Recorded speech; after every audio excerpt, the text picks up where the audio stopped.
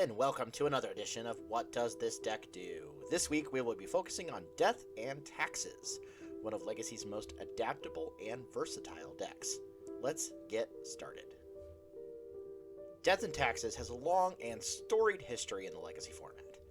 It's a deck that has truly weathered the test of time over the years.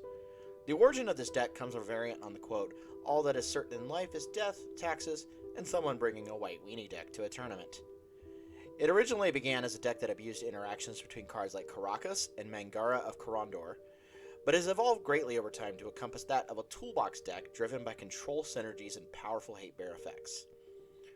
While D&T has evolved in many ways over the years, its primary core game plan of controlling what the opponent is able to do, while creating synergistic gameplay with powerful threats until the game is over. The core of this often includes cards like Aether Vial, Stoneforge Mystic, and Recruiter of the Guard. Many of these effects synergize with each other, and Recruiter especially drives the main core of current D&T today by giving the deck a way to search out silver bullet cards based on what is needed at the time. It's because of this D&T is often well known as a metagame predator type of deck, because it often evolves to combat what is perceived as the best deck in the format through its deck construction. One of the more interesting things about D&T in the past 4 years is the rapid evolution of the deck's adoption of Yorion's Sky Nomad as a companion. While it may seem odd that a deck that plays absolutely no cards like Brainstorm or Ponder to play 80 cards main deck to enable Yorion, D&T makes up for this space with more redundancy in its cards, and also utilizes the deck space to internalize various silver bullets that it does not often want to draw.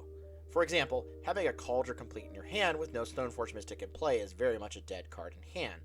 But having 80 cards means the likelihood of drawing the single Cauldron without the Stoneforge is much lower, thus ensuring that you're able to search it out with your Stoneforge Mystic when you need it.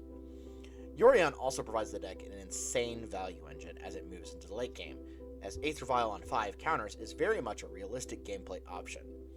At this point, while 60-card D&T still has some viability to it, Yorion is the de facto build of the deck and is here to stay.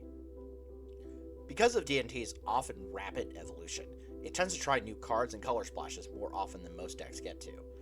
Black splashes have been common for the deck, especially in the last 2 years, allowing the deck to play powerful cards like Orcish Bowmasters and Emperor of Bones, while red splashes have been a lot more historically played, giving the deck options like Magus of the Moon, and more recently effects like Broadside Bombardiers, in conjunction with a Johnny Nicodle Pariah. These color splashes also allow the deck to be able to access some newer effects, like the Surveil lands from Murders at Karlov Manor, giving the deck some amount of card selection.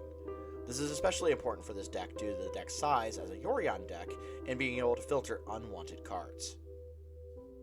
The community behind D&T is among some of the most dedicated pilots I have ever personally met, and I know more than a few of them in real life. Pilots like John Ryan Hamilton, aka XJ Cloud, David Lance, aka Static Gripped, and Jason Murray, aka Luinel, are all well-known D&T aficionados who players newer to the deck can learn from. The learning curve for D&T is quite high, but the D&T Discord, which I will link in the description below, is great at getting newer players up to speed, and watching players like John or David, or Jason, can be very illuminating to understanding the thought process behind this deck's intricate gameplay. I hope you enjoyed this week's deck. Be sure to like, subscribe, and hit the bell for notifications for future videos. What deck should I do next? Let me know in the comments. Until then, I hope you all have a great week, and we'll see you all next time.